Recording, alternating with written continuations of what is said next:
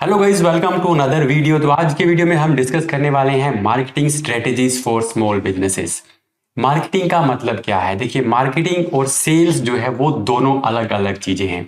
Marketing का मतलब है आप अपने बिजनेस, आप अपने प्रोडक्ट या सर्विस को प्रमोट कर रहे हैं। प्रमोट करने में कई सारे तरीकों का हम यूज करेंगे, मतलब आप अपने बिजनेस को लोगों तक लेके जा रहे हैं और लीड एक्विजिशन कर रहे हैं, यानी कि लीड को कलेक्ट कर रहे हैं। अब सेल्स का काम क्या रहता है कि उसको कन्वर्ट करना। मार्केटिंग और सेल्स के बीच में डिफरेंस क्या है, इस पर मैंने एक डिटेल्ड वीडियो बना रखा है जिसे आप हमारे चैनल पर देख सकते हैं। पर आज के वीडियो में हम बात करने वाले हैं मार्केटिंग स्ट्रेटजीज के बारे में जो स्मॉल बिजनेसेस को फॉलो करनी चाहिए। यहाँ पर जो हम स्ट्रेटजीज की बात करने वाले हैं वो सारी की सारी स्ट्रेटजीज जो है वो डिजिटल मार्केटिंग से रिलेटेड ही हैं। मतलब जो भी आप काम करेंगे वो डिजिटली करने वाले हैं। यहाँ पर ऑफलाइन मार्केटिंग की बात हम नहीं करने वाले हैं। तो चलिए देख लेते हैं मार्केटिंग स्ट्रेटजीज वो कौन सी हैं जिनको आज के टाइम में आपको इंप्लीमेंट करना चाहिए। तो सबसे पहले जिस मार्केटिंग स्ट्रेटेजी की मैं बात कर रहा हूं उसके अंदर आपके पास एक वेबसाइट होनी बहुत जरूरी है। वेबसाइट आज के टाइम पे आप ये कह सकते हैं कि एक मस्ट हैव चीज है। यानी कि आप देखिए, जब भी किसी को अपने बिजनेस के बारे में बताने वाले हैं तो आप उसको, अगर आपकी शॉप पे नहीं भी ला सकते फिजिकली, तो भी आप अपनी वेबसाइट के थ्रू उसको मैक्सिमम इंफॉर्मेशन आप दे सकते हैं। ये एक तरह से आपके बिजनेस का कैटलॉग है। यही आपकी बिजनेस की जितनी भी इंफॉर्मेशन है वो आपकी वेबसाइट पर होनी चाहिए। आप किसी को अपनी वेबसाइट का सिर्फ नाम बता सकते हैं जिससे वो आपकी बिजनेस के बारे में पूरी इंफॉर्मेशन ले सकता है। आपका कॉन्टैक्ट इंफॉर्मेशन या आप क्या क्या प्रोडक्ट बिल्ड करते हैं, आप क्या क्या सर्विसेज देते हैं, वो सब कुछ आपकी वेबसाइट के थ्रू होता है। इसलिए आज के टाइम पे वेबसाइट होनी बहुत जरूरी है। अब एक वेबसाइट के अंदर क्या क्या चीजें होनी चाहिए, देखिए बहुत ज्यादा हैवी वेबसाइट बनाने की आपको जरूरत नहीं है। सिंपल 5 to 6 पेज की आप वेबसाइट बना सकते हैं जिसे बनाना बहुत ही इजी है। ठीक है, उसके लिए अगर आप चाहते हैं तो आप होस्टिंगर का होस्टिंग यूज कर सकते हैं, और अगर आप हमारे कोड के थ्रू करते हैं तो आपको 10% एडिशनल डिस्काउंट भी मिल जाएगा। और हमसे आप बनवाना चाहते हैं तो उसके लिए भी आप कॉन्टैक्ट कर सकते हैं। दूसरा, आपकी जो वेबसाइट है उसके अंदर एक क्लियर नेविगेशन होना चाहिए। क्लियर नेविगेशन का मतलब क्या है कि आपको ऊपर मेन्यू के अंदर जो भी आपके पेजेस हैं, मेन पेजेस हैं, सर्विस का पेज है, प्रोडक्ट का पेज है, या फिर आपका कॉन्टैक्ट पेज है, अबाउट अस पेज है, वो सब डिटेल्ड होनी चाहिए। ठीक है, ज्यादा उसको हैवी करने की जरूरत नहीं है, बहुत ग्राफिक्स लगाने की जरूरत नहीं है, सिंपल होनी चाहिए। बस आपको ये दिखाना है कि हाँ, मैं ऑनलाइन एग्जिस्ट करता हूँ, मेरे पास ये चीजें हैं और ये मेरे बिजनेस की डिटेल है। क्लिकेबल कॉन्टैक्ट डिटेल्स, जो भी आपकी डिटेल है वो clickable, contact detail specially clickable होनी चाहिए। कहने का मतलब है जैसे अगर अपना नंबर दिया है तो वहां पे कोई क्लिक करे तो सीधा वो कॉल कर पाए आपको। ठीक है, मेल पे क्लिक करे तो आपको वो मेल से मैसेज सेंड कर पाए, अगर वो व्हाट्सएप पे बटन पे क्लिक करे तो आपको व्हाट्सएप मैसेज सेंड कर पाए। तो क्लिकेबल कॉन्टैक्ट डिटेल्स होनी चाहिए, सीधा क्लिक करने से आपसे वो कॉन्टैक्ट कर सके, ऐसा आपको अपना डिटेल्स जो है वो शेयर करना है। इनको कॉन्टैक्ट को जो डिटेल है उसको क्लिकेबल कैसे बनाना है, ये मैंने वर्डप्रेस की एक जो वीडियो है उस सीरीज है उसके अंदर एक वीडियो किया था, ये मैंने बताया था कि किस तरह से आप बटन को क्लिकेबल बना सकते हैं, व्हाट्सएप को किस तरह से ऐड करना है। तो वो सीरीज के अंदर आप देख लीजिएगा, वो डिटेल आपको वहां मिल जाएगी। फास्टर लोडिंग स्पीड, ये एक मस्ट हैव कंडीशन है। देखिए, आज के टाइम में किसी के पास इतना टाइम नहीं है कि वो आपकी वेबसाइट बहुत स्लो लोड हो रही है और वो उसको ओपन करी जा रहा है। ठीक है, वो उसको स्किप कर देगा, वो दूसरी चीज पे चला जाएगा, क्योंकि बहुत से कंपटीशन बहुत ज्यादा है, लोगों के पास बहुत सारे ऑप्शंस हैं। आज के टाइम में कोई एक वीडियो प्ले नहीं होता तो हम उसको स्किप कर देते हैं, 2-3 सेकंड के अंदर कुछ प्ले नहीं हो रहा है, कुछ चीज ओपन नहीं हो रही है तो हम उसको स्किप करके दूसरे ऑप्शन पे चले जाते हैं, क्योंकि बहुत सारे ऑप्शंस अवेलेबल हैं। तो आपको फास्ट लोडिंग स्पीड चाहिए। फास्ट लोडिंग स्पीड के लिए जो वेबसाइट के अंदर एक मस्ट हैव कंडीशन है वो है आपकी होस्टिंग। आप कितना भी कुछ कर लें, लेकिन जब तक आपकी होस्टिंग अच्छी नहीं है तब तक आपकी वेबसाइट फास्ट लोड नहीं होगी। होस्टिंगर, मैंने यहाँ पर होस्टिंग आपको रेकमेंड की है, आप ये ले सकते हैं। अगर आपका बहुत ही हैवी पेजेस आप बना रहे हैं तो आप क्लाउड बेस पर भी जा सकते हैं। तो आजकल वेबसाइट बनाना मुश्किल नहीं है, आप एआई टूल्स की हेल्प से भी वेबसाइट बना सकते हैं, सिंपल 5 या 6 पेजेस की। इवन होस्टिंगर के अंदर एक इनबिल्ट एआई टूल है, उससे भी बना सकते हैं। वर्डप्रेस आप यूज करें आजकल वेबसाइट बनाने के लिए। HTML PHP किसी भी कोडिंग के अंदर आपको जाने की जरूरत नहीं है, क्योंकि हम कोई सॉफ्टवेयर वगैरह नहीं बिल्ड कर रहे हैं, या फिर हम कोई बहुत ज्यादा ऐसी चीज नहीं बना रहे हैं जिसमें हमें सीक्वेंस ऐड करने पड़ रहे हैं। तो वर्डप्रेस एक काफी अच्छा टूल है, आप कह सकते हैं CMS है, जिससे आप आसानी से वेबसाइट बना सकते हैं, कंटेंट को डाल सकते हैं, अपडेट कर सकते हैं। ठीक है, उसके बाद आपकी वेबसाइट पर कस्टमर के टेस्टिमोनियल्स होने चाहिए। टेस्टिमोनियल हो या फिर गूगल रिव्यूज हो या फिर दूसरे फेसबुक रिव्यूज, किसी भी तरह के रिव्यूज आपने लिए हैं वो आपकी वेबसाइट पर जरूर होने चाहिए, क्योंकि इसी से कस्टमर का एक ट्रस्ट बिल्ड होता है।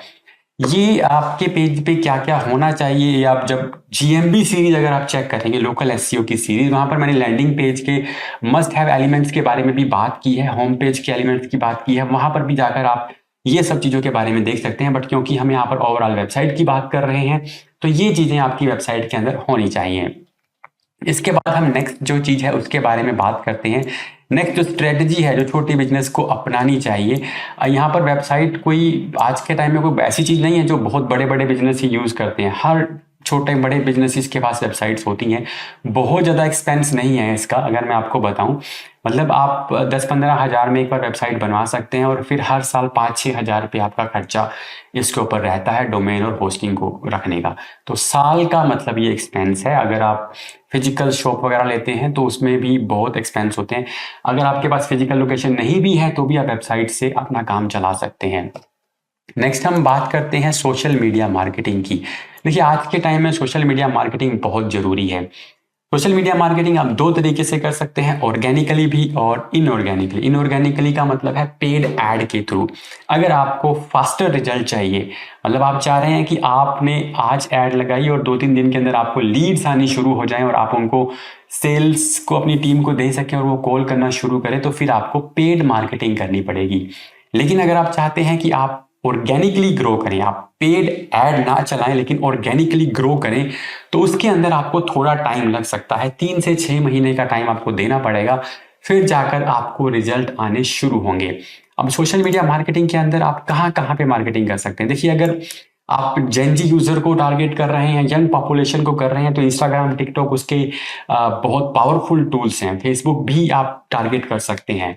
अगर आप बिजनेस टू बिजनेस, आपका ऐसा बिजनेस है जिसमें आप B2B मार्केटिंग करना चाह रहे हैं, तो आप लिंक्डइन पे जाइए, क्योंकि यहाँ पर बिजनेस ओनर्स रहते हैं। रेडिट भी आज के टाइम में एक बहुत अच्छा जो है एक मीडियम है जहां पर आप एड्स लगा सकते हैं और काफी चीप एड यहाँ पर आप लगा सकते हैं। ग्रुप्स को आपने ज्वाइन करना है और ग्रुप्स के अंदर आपने इंफॉर्मेशन शेयर करनी है। जैसे कि फेसबुक पर बहुत सारे ग्रुप्स रहते हैं, इसी तरह से और भी आप व्हाट्सएप ग्रुप्स बना सकते हैं। मतलब वो तो आपको किसी न किसी मीडियम के थ्रू आएंगे, लेकिन अगर आप इन्हीं चैनल्स पे ऑलरेडी ग्रुप्स को ज्वाइन कर लेते हैं, जैसे कि अगर हम फेसबुक ग्रुप की बात करें, लिंक्डइन में ग्रुप की बात करें, या फिर रेडिट के जो सब रेडिट की बात करें, तो वहाँ पर अगर आप इंफॉर्मेशन शेयर करते हैं, यानी कि आप क्वालिटी कॉन्टेंट आप वहाँ पे शेयर करते हैं और फिर जो है वहां पर अपना प्रोडक्ट पिच करते हैं, तो वो उससे भी आपको फायदा होगा। तो ऑर्गेनिकली भी आप इन चैनल्स पर टारगेट कर सकते हैं और पेड ऐड के थ्रू भी इन चैनल को आप टारगेट कर सकते हैं। तो ये था सोशल मीडिया मार्केटिंग का पार्ट।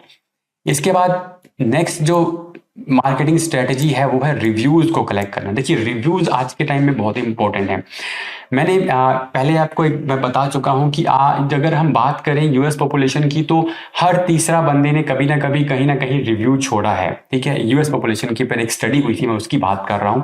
तो रिव्यूज कलेक्ट करना बहुत जरूरी है। मान लीजिए आपके कस्टमर्स हैं, आप उनसे रिव्यू लें, आप कुछ भी सेल करते हैं, अब वो रिव्यूज आपके क्या काम आने वाले हैं? वो रिव्यूज आपके दूसरे कस्टमर्स को अट्रैक्ट करने के काम आने वाले हैं। तो रिव्यूज को आपने क्या करना है, उन रिव्यूज को आपने अपनी गूगल बिजनेस प्रोफाइल पे आप रिव्यू ले सकते हैं, फेसबुक पेजेस पे आप रिव्यूज ले सकते हैं। तो जब आप यहाँ पे रिव्यूज लेंगे, तो कोई भी बंदा अगर आपका प्रोडक्ट या सर्विस बाय करने जाता है तो पहले वो रिव्यूज पढ़ता है। तो जब वो रिव्यूज अच्छे होंगे तो वो रिव्यूज के थ्रू जो है आप नए बिजनेस को, नए कस्टमर को इजीली अट्रैक्ट कर सकते हैं। थर्ड पॉइंट मैंने इसके अंदर रखा है रिप्लाई टू रिव्यूज। देखिए, जितने भी आप रिव्यूज आपको आ रहे हैं, पॉजिटिव या नेगेटिव, उनको रिप्लाई जरूर कीजिए। पॉजिटिव रिव्यू को आप कैसे रिप्लाई करेंगे? आप थैंक यू बोल सकते हैं कि आपने हमारी सर्विस ली है। नेगेटिव रिव्यूज को आप किस तरह से रिप्लाई कर सकते हैं, आपको वो बता सकते हैं। अगर वो जेन्युइन है तो आप उनको बताइए कि अगर आपको कुछ प्रॉब्लम हुई है तो हम अगली बार इसको इम्प्रूव करेंगे। अगर आप इस तरह का आंसर देते हैं तो ये नेगेटिव को भी पॉजिटिव में कन्वर्ट कर सकता है, क्योंकि आप फीडबैक ले रहे हैं, आप खुद को इम्प्रूव करने पे काम कर रहे हैं। नेगेटिव रिव्यूज को कभी भी बहुत ज़्यादा सीरियसली आप नहीं ले सकते, और अगर कोई हेटर्स भी आपको नेगेटिव रिव्यू छोड़ रहे हैं तो वो काम तो चलता ही रहेगा, मतलब हम उससे रुकने वाले नहीं हैं। हम अब ऐसा नहीं कर सकते हम रिव्यूज लेना बंद कर दें, तो ये काम आपको कंटिन्यूसली करना है। नेक्स्ट जो मार्केटिंग स्ट्रेटेजी है वो है हमारे पास ईमेल मार्केटिंग। देखिए, ईमेल मार्केटिंग बहुत पुरानी मार्केटिंग की स्ट्रेटेजी है। डिजिटल के मीडियम के अंदर मैं बात करूं, ये मार्केटिंग स्ट्रेटेजीज अगर आप थोड़ी से जो है मैं ये कहूँगा कि बहुत ज़्यादा यंग पॉपुलेशन को अगर आप टारगेट नहीं कर रहे तो ईमेल मार्केटिंग को आपको जरूर अपनी मार्केटिंग स्ट्रेटेजी का पार्ट बनाना चाहिए। अगर मैं यंग पॉपुलेशन की बात करूं तो वो हो सकता है ईमेल्स नहीं पढ़ते हैं, वो सोशल मीडिया पे एक्टिव रहते हैं, तो उनके लिए वो स्ट्रेटेजी फॉलो करनी चाहिए। लेकिन अगर आपकी जो ऑडियंस है वो 22+ के आसपास आ रही है, 23-24 इस एज रेंज से ऊपर की जो ऑडियंस है, तो उनके लिए आपको ईमेल मार्केटिंग को भी अपनी स्ट्रेटेजी का पार्ट बनाना चाहिए। तो ईमेल मार्केटिंग के अंदर आपको करना क्या है, आप एक लिस्ट बिल्ड कीजिए कोई भी फ्रीबी देकर। फ्रीबी का मतलब है आप उसको लीड मैग्नेट बोल सकते हैं।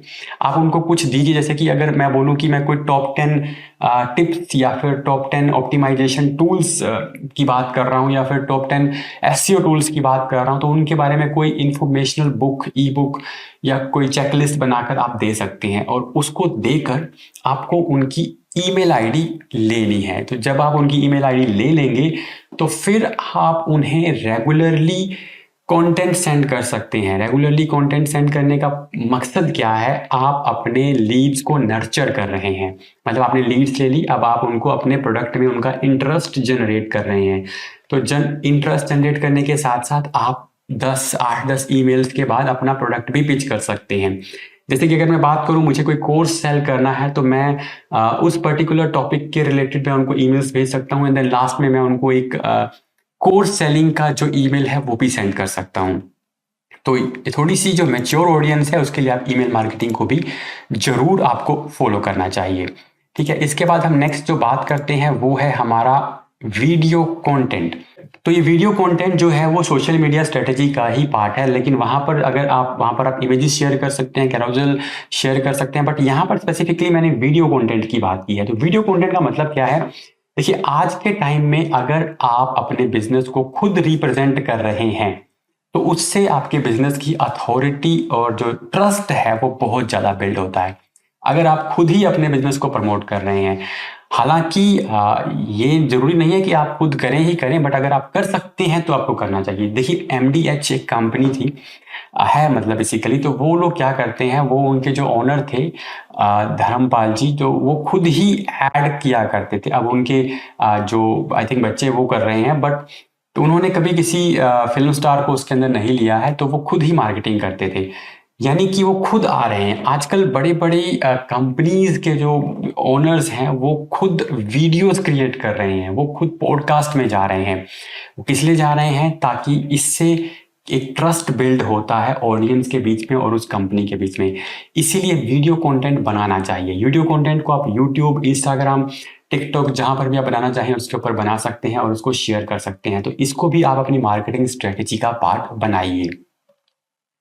नेक्स्ट हम इसके अंदर बात करने वाले हैं सेटिस्फाइड कस्टमर्स। तो ये सेटिस्फाइड कस्टमर्स का मतलब क्या है, देखिए एक बार आप कस्टमर अक्वायर कर लेते हैं तो अगर आपने उन कस्टमर्स को अच्छी सर्विस दी है, अच्छा प्रोडक्ट सेल किया है, तो वर्ड ऑफ माउथ से वो आपके लिए नए कस्टमर्स, नया या फिर आपका जो कुछ अपसेल है तो वो भी ले सकते हैं, आपके दूसरे प्रोडक्ट्स बाय कर सकते हैं, आपकी दूसरी सर्विसेज बाय कर सकते हैं।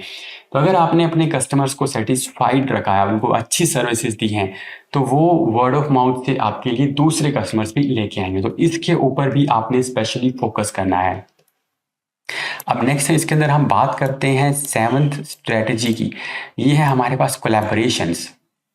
अब कोलैबोरेशंस का मतलब क्या है, देखिए जितनी भी अगर हम लोकल मार्केटिंग की बात करें तो आपको लोकल बिजनेसेस अगर आपका है तो आपको दूसरे बिजनेस के साथ कोलैबोरेशन करना चाहिए। जैसे सपोज मैं एसईओ करता हूं और मैं अगर हम बात करें, हम ऑर्गेनिक मार्केटिंग नहीं कर रहे सपोज, और कोई कंपनी ऑर्गेनिक मार्केटिंग कर रही है, उनके पास कोई एसईओ का क्लाइंट आता है तो वो हमें रेफर कर सकते हैं। हमारे पास कोई जो सोशल मीडिया का कोई क्लाइंट आता है तो हम उनको रेफर कर सकते हैं। ठीक है, कोई वीडियो एडिटर कंपनी है, वो वीडियो एडिट करते हैं, हम अपना कुछ काम उनको दे सकते हैं, वो अपना एसईओ का कोई काम हमको दे सकते हैं। तो इस तरह की कोलैबोरेशंस हमें करनी चाहिए। इस तरह की कोलैबोरेशन से क्या होता है, हम दोनों एक दूसरे के प्रोडक्ट्स को क्रॉस प्रमोट कर रहे हैं। वो हमारे प्रोडक्ट को प्रमोट कर रहे हैं, हम उनके प्रोडक्ट को प्रमोट कर रहे हैं। इससे बिजनेस लाना आसान हो जाता है, हमें थोड़ा मतलब एक तरह से इजी हो जाता है। हम एक तरह से कोलैबोरेट करते हैं, एफिलिएट करते हैं एक तरह से एक दूसरे का। अगर वो हमें एक दूसरे सर्विस एक्सचेंज नहीं कर सकते तो हम उनसे कुछ कमीशन बेसिस पे भी इस पे आप काम कर सकते हैं। आप उनकी एक तरह से एफिलिएट बन सकते हैं या वो आपके एफिलिएट बन सकते हैं। तो कोलैबोरेशंस को भी आप अपनी मार्केटिंग स्ट्रेटेजी का हिस्सा जरूर बनाएं। नेक्स्ट है, इसके अंदर ये मैंने 8 नंबर पे रखा है, बट ये थोड़ा ऊपर आना चाहिए था। ये है गूगल बिजनेस प्रोफाइल। तो अगर आप किसी भी तरह के बिजनेस हैं तो आज के टाइम में आपके पास गूगल बिजनेस प्रोफाइल होनी चाहिए। गूगल बिजनेस प्रोफाइल आपको गूगल के ऊपर एक स्पेस देती है, जहां पर अगर कोई पर्सन लोकल एरिया के अंदर आपकी कोई सर्विस या प्रोडक्ट सर्च कर रहा है तो वहां पर प्रोफाइल में आपका नाम आएगा। और ना सिर्फ गूगल बिजनेस प्रोफाइल बल्कि जितनी भी लोकल डायरेक्टरीज हैं उन सब के ऊपर भी आपकी लिस्टिंग होनी चाहिए। जैसे अगर मैं यूएस की बात करूं तो येल्प हो गया, अगर मैं इंडिया की बात करूं तो जस्ट डायल हो गया। तो इस तरह की जो डायरेक्टरीज हैं तो वो उसके अंदर भी आपको अपनी लिस्टिंग, बिजनेस की लिस्टिंग जरूर करनी है। तो इन 8 मार्केटिंग स्ट्रेटेजीज को मैंने यहाँ पे लिस्ट किया है। इसके अलावा भी मार्केटिंग स्ट्रेटेजीज हैं, बट ये मेरे माइंड में आ रही तो मैंने इनको यहाँ पे लिस्ट किया। इनको अगर आप अपनी स्ट्रेटेजी का पार्ट बनाते हैं तो आप अपने बिजनेस को स्मूथली चला सकते हैं। और कोशिश करें कि ये स्ट्रेटेजीज जो हैं इनको आप एक साथ इम्प्लीमेंट ना करें, 1 बाय 1 इम्प्लीमेंट करने की कोशिश करें। किसी एक में एक बार शुरू करें, फिर धीरे धीरे उसको एक्सपैंड आप कर सकते हैं। सभी को एकदम से इम्प्लीमेंट करने जाएंगे तो वो आप कर नहीं पाएंगे, क्योंकि अगर आप सोलोप्रेन्योर हैं, अगर आप अकेले काम करते हैं, 2 लोग हैं, तो फिर इसमें आपको प्रॉब्लम हो सकती है। अगर आपके पास पूरी टीम है तो फिर आप इसको टारगेट कर सकते हैं। तो आई होप आपको इन्फॉर्मेशन मिली होगी। कोई डाउट है तो आप पूछ सकते हैं। मिलता हूँ आपसे नेक्स्ट वीडियो के अंदर।